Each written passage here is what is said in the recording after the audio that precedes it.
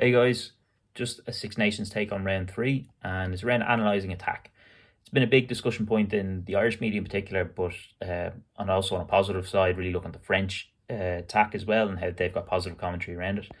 And just in terms of how you analyse attack, you sort of look at it at three levels is how we approach it: macro, meso, and micro. Sort of look at it, and on the macro side, you're looking at points per game versus the average and seeing are you further away from the average or the best team in attack or defence. And that points you towards, okay, should we look deep dive in our attack or defence first? And the other method, which has been used for over 150 years, is the eyeball test. Does the attack look good or bad? And that's a good starting point for, what's the best one? What one should you be looking at? Are you falling off tackles or are you not scoring tries? As well as looking at the league average versus where you are in points, you can look at that tries, line breaks, 22-metre attack and entries, depending on what your focus is as an attack. Then we move into the mesocycle, which looks at, what's the cause of that? Is it phase play? Is it transition? Is it set piece? Is it winning the set piece itself? Or is it executing after winning the set piece? Zone progression is another one to look at. Do you get stuck in certain areas of the pitch? Do you not get from the halfway into the 22?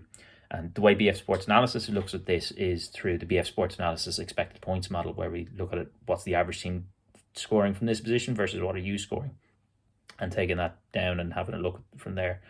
And using that information, you're trying to find out basically what's the cause, and is it chance creation or is it chance execution? And a stat that's come up a lot, and this moves into the microcycle now, is Ireland only offloaded once in every 54 carries before the Italy game, and that would sort of fit into the chance creation, and execution sort of fits into the tries. But generally in this microcycle, you have to move into, as well as the hard stats. Another hard stat, for example, would be points per 22-metre attacking entry. We generally have to move into, say, looking at the video and maybe more individual stats and individual video in this circumstance. And you go, okay, is it then at this stage we're not spotting overlaps? We're not, our ruck ball isn't quick enough. We're not offloading enough. Are we not even looking for things, whatever? And that's where that sort of micro analysis comes in. And from there, you can go into sort of another level of it, and that's individual analysis, looking at, is there certain individuals that have certain traits that aren't creating opportunities or aren't finishing opportunities? Their passing skill isn't good enough. Their ability to carry to gain meters, to give us momentum and to dent defences, create those overlaps isn't happening. And that's when you start comparing two individuals to see who might offer a better solution on that side of the ball.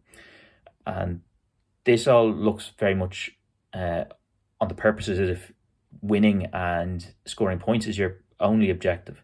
Of course, it mightn't be. Plenty of coaches that we work with, that wouldn't be their sole objective. Their objective might be a lot broader than that. And look, we want to inspire children to love the game of rugby, and part of that might be we need to play a certain brand of rugby for that to happen, and that's perfectly all right. And it's plenty of broader outlook rather than principled outlook, or whatever way you want to look at it.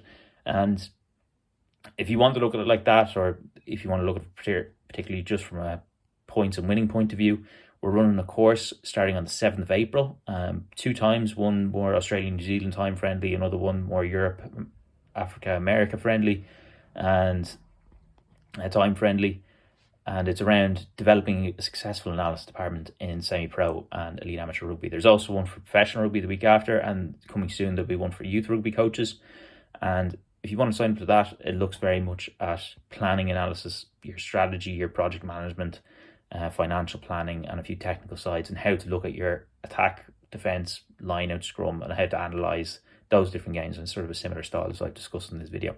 So if you're interested, there'll be a link connected to this, either above or below, depending on what you're watching it on.